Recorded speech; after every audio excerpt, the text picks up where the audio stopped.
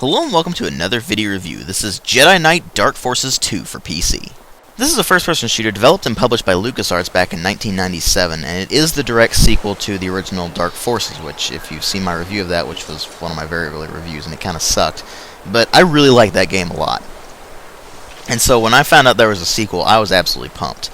And then I got my hands on it, and at the time it was a technological marvel, and it was hard not to like it back then. So the question is, how is it now that it's been several years? Is it still as good as I remember it being, or has it really not aged all that well? Well, the visuals certainly haven't aged well, and that's mostly because it runs on the Quake 1 engine. I mean, that's to be expected from a Quake 1 engine game, that they're not going to age all that well in terms of graphics. Everything looks blocky, all of the animations are really robotic and kind of sluggish. There's not a lot of detail in the textures and everything. But what they did do very well was create a nice visual atmosphere despite having such low-end graphics. And even today, the visual atmosphere actually is very easy to soak up. It feels like a Star Wars game. Just by looking at it, you're like, okay, this is very much a Star Wars game. And it feels just right for that. But it also retains its own very specific feel that it's kind of a grim kind of tale. As far as Star Wars goes, and so they kind of remain this they kind of give it this very dark atmosphere, and it actually blends in with the Star Wars very well to create a very unique feel that really wasn't mirrored in any other Dark Forces game or any other Star Wars game that I can remember, except for, of course, Mysteries of the Sith, but that's the expansion pack to this one, so it's kind of hard to say. And that may just be a side effect of the engine use, so I don't know. But if you suspend your modern bias towards good graphics and acknowledge that this was made in 1997, then you can really just get past the graphics. The sound design is really, really good. It has really good voice acting. It has really good sound effects that all fit Star Wars perfectly.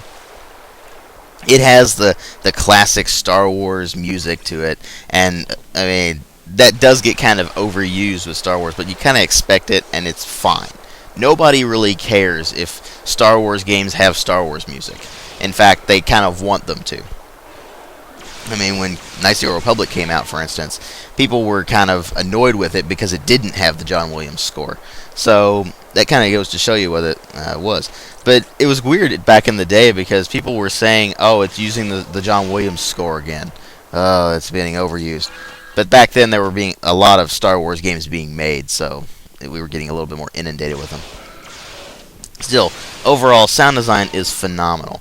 Now, there is something I have to mention about the presentation as well. The cutscenes are done in FMV, which is full motion video. Live actors, green screen backgrounds, all that kind of stuff. It's some of the best FMV you will ever see. Great acting. It helps to have a great script, too, and I'll get to that in a moment. But really nice special effects for what it is. I mean, it's LucasArts. You kind of expect that. But these FMV cutscenes just fit perfectly, and they work really, really well. So overall, the presentation at the time was actually really, really good. But it just hasn't aged all that well, apart from even the FMV cutscenes, I guess, and the sound design. But what really matter here are the story and the gameplay, and it sounds weird to say this, but especially the story. This is a very story-driven first-person shooter, and that's unusual just to hear, period, but especially in the 1990s, where first-person shooters consisted of little more than shoot everything in sight. And most of them didn't even really have stories except for a line or two in the manual, and then you got nothing in the game. So, even in the late 90s, that was the case. So this is one of the first really story-driven first-person shooters I remember playing. And that kind of blew my mind, because you have two endings depending on your choices throughout the game. And that blew my mind as well. I hadn't seen that before in a first-person shooter. But you actually can make choices throughout the game that will bring you up to these two endings. Very cool to see. But the story itself takes place about a year after the events of Return of the Jedi, and the Dark Jedi Jarek has 6 of his cohort Dark Jedi along with him, and they are looking for this map to the Valley of the Jedi. And so this leads into Kyle Katarn with dealing with the droid AT-88, who has a data disk from his father, Morgan Katarn, who died at some point. And it turns out that Morgan's house had this droid named Ouija in it. It was the old family droid. And when Kyle inserts the disk into Ouija, then the droid plays this message that Morgan recorded for him. And the Dark Jedi Jarek already has the map to the Valley of the Jedi, which was in the ceiling to that room. But he didn't get Kuran's lightsaber. Kuran was a Jedi Knight that Morgan Katarn knew very well and was a very good friend of. And so Kyle eventually gets this lightsaber. And it turns out he's a Force sensitive. He's a Jedi. And that's the big point of this game. It's not just a first-person shooter. It is a first-person shooter with melee combat and Force powers.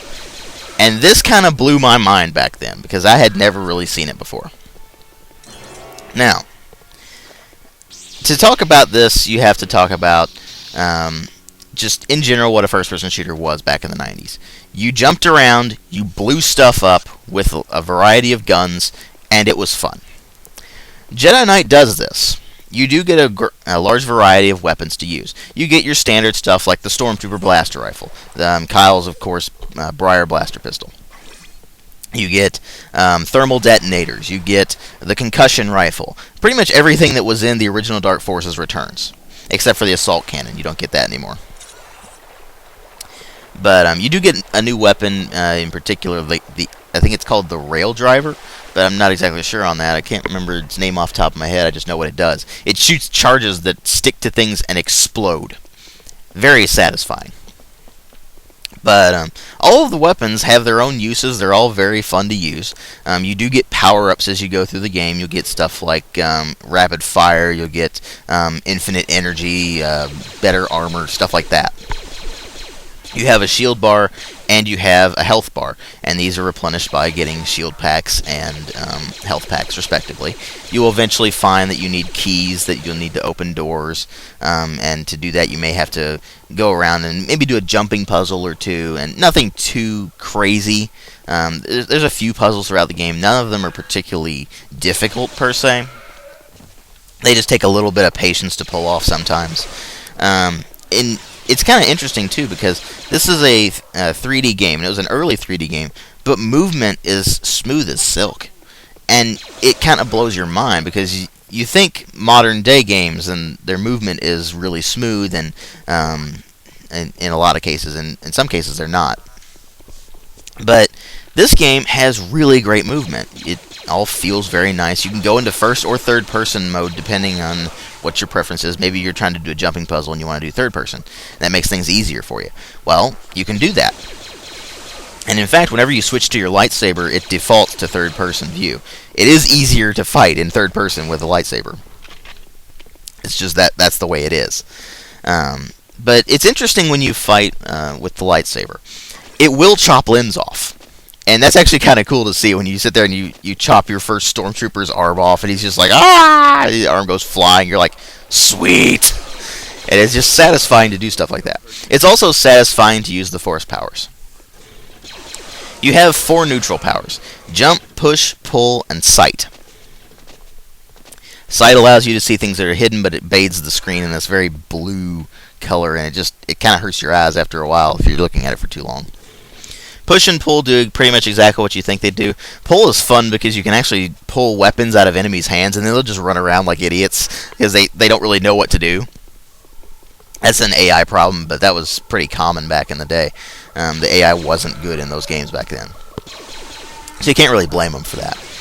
But it's just fun to pull like blaster rifles out of stormtroopers' hands, and they'll be like, "Oh no!" And they just start running around like chickens with their heads cut off. It's very amusing to watch. Jump allows you to jump really high if you want to, and you can actually hurt yourself by force jumping too, so you got to be careful with that. But all of this lends to the maneuvering being very unlike any first-person shooter you've ever seen. Oh, I actually forgot, there is a force speed too. Sorry about that. I almost forgot that. There is a force speed. But there are also light side powers and dark side powers. And light side powers are stuff like force absorb, blind, healing, and I think there's another one. I can't remember what it is. I think it's protection. Not sure off the top of my head. But all powers that are designed to either basically buff you or just distract enemies or something like that. Oh yeah, you also get Mind Trick, I believe. I think that's a neutral power, but anyway. Then there's the dark side powers, which are the stuff you'd expect. Force Choke. Force Throw is fun. You just pick up objects and throw them at your enemies. There is no physics simulation, but it is fun to throw things at enemies. Force Lightning. And then, of course, you get 2 powers that you don't see anywhere else. Force Destruction and Force Deadly Sight. Deadly Sight burns them from the inside out. It's not practical to use. It uses up your force energy very quickly. But it's just satisfying to use once in a while. Destruction uses a lot of force energy, but it is extremely powerful. So it's fun to use as well.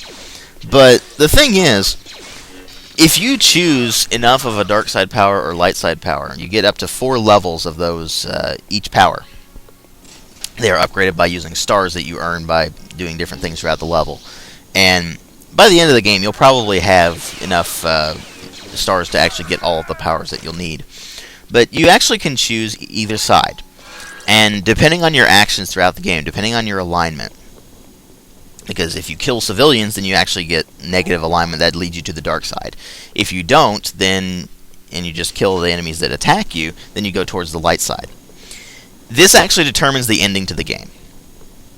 And at the end, it will actually, if you say are a light side, it will remove any points that you've put into your dark side powers, and it will not let you choose any of those anymore. You have to put them all into your light side powers again. And vice versa. So, that's actually kind of a cool touch that they threw in there. And ultimately, it's just a really memorable game. I mean, there's not a lot of levels that you remember the levels. You remember more the story. You remember the gameplay more than anything else. Level design can be kind of all over the place depending on the situation. There are some really, really good levels. There are some levels that I hate. That's just the way some games are. But overall, Jedi Knight is just a really enjoyable first-person shooter. And on top of that, it's just one of the most fun experiences I've had playing games ever. Even today, I can go back to this and still have a blast playing it. Partly because I just like the story. It's a really good story. Partly because the gameplay is just really solid. Now, there are some people who talk about multiplayer. I didn't play multiplayer, so I can't speak to that. There will probably be people in the comments who can. But the multiplayer, it allowed you to go toe-to-toe with other players with the lightsaber or whatever you felt like doing in different game modes and all that. It was kind of cool to see. And, oh, I did forget to mention, you do actually get to have lightsaber duels in the single player as well. So, yeah, that's fun to do. But it's just fun. And I can't do anything but recommend it to anybody. If you're a fan of first-person shooters, get Jedi Knight. If you're a fan of Star Wars, get Jedi Knight. It's that simple. And I will have a link in the video description box to where you can get a hold of it. And thanks for watching.